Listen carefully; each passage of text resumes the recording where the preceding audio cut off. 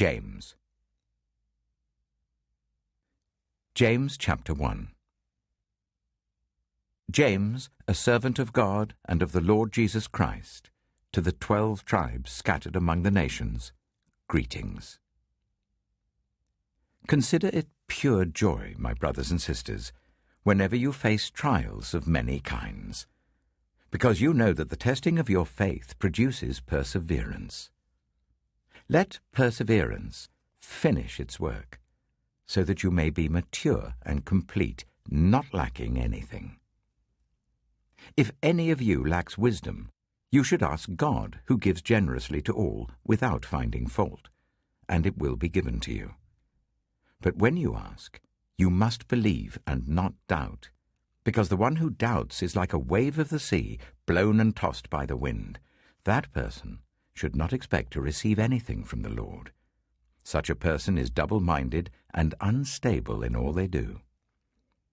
Believers in humble circumstances ought to take pride in their high position, but the rich should take pride in their humiliation, since they will pass away like a wild flower.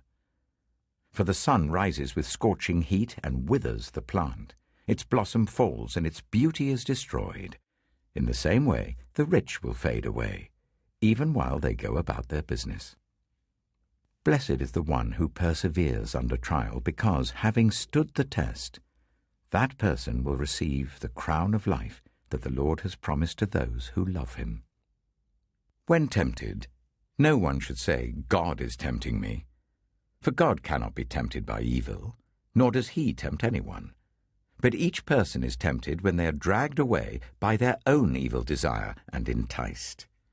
Then, after desire has conceived, it gives birth to sin, and sin, when it is full grown, gives birth to death. Don't be deceived, my dear brothers and sisters.